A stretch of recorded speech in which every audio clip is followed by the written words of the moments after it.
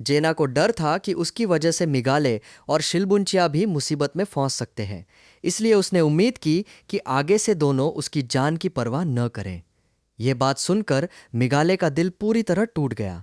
लेकिन अगले दिन जब उसने जेना को देखा तो वो खुद को दोबारा उसकी परवाह करने से रोक नहीं पाया और फिर से उसकी देखभाल में लग गया। कुछ समय पहले मिगाले मैजिक टावर के बाहर सेंट्रल स्क्वायर में घूम रहा था। उसे उम्मीद नहीं थी कि वहीं उसकी मुलाकात जेना से हो जाएगी। थोड़ी पूछताछ करने पर पता चला कि शिलबुंचिया ने जेना से यहाँ मिलकर प्रयोग के लिए कुछ सामान खरीदने का वादा किया था, लेकिन अब दोनों एक दूसरे से बिछड़ गए थे। मिगाले को यह बात थोड़ी अजीब लगी, क्योंकि शिलबुंचिया ने उससे भी इसी जगह मिलने का वादा किया था।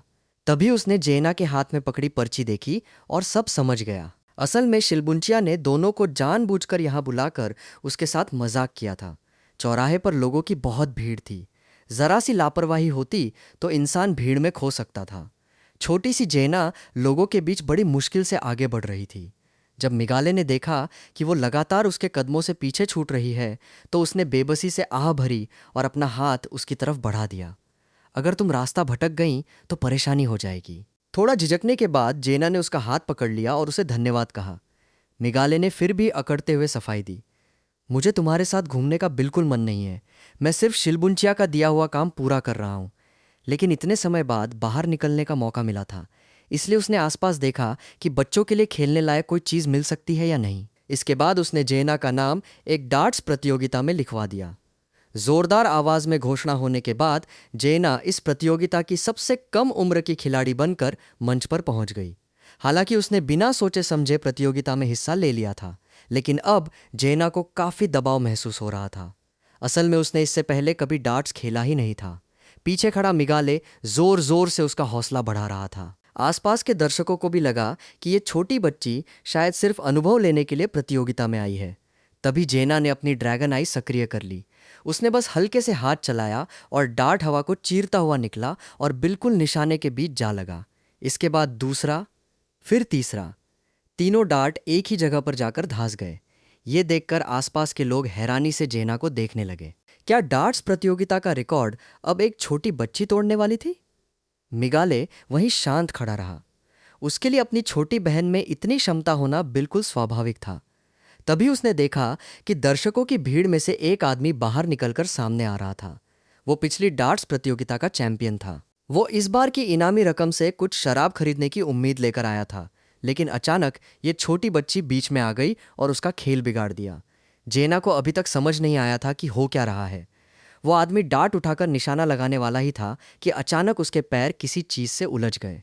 अगले ही पल उसका पूरा चेहरा जोर से जमीन पर जा लगा। वो हैरानी से उठकर बैठ गया। उसे समझ नहीं आ रहा था कि उससे इतनी बड़ी गलती आखिर कैसे हो गई।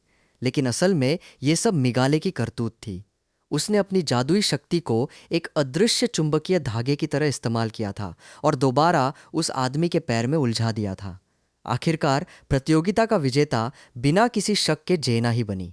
आसपास के लोगों ने जोरदार तालियों के साथ उसकी जीत का स्वागत किया। प्रतियोगिता के नियमों के अनुसार विजेता को इनाम के तौर पर एक चीज चुनने का अधिकार था।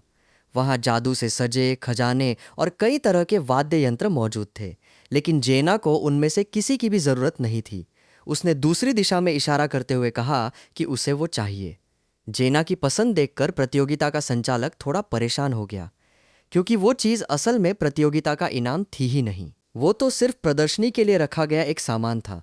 लेकिन जेना बार बार उसी चीज पर अड़ी रही। आखिरकार उसे जीतने के बाद वो एक छोटा सा पांडा खिलौना ही लेना चाहती थी। तभी जेना ने मिगाले की तरफ देखा। वैसे मिगाले, आपने अभी मेरी मदद की थी, है ना? अगर मुकाबला जीतना था तो आपने ईमानदारी से मुझे जीतने क्यों नहीं दिया?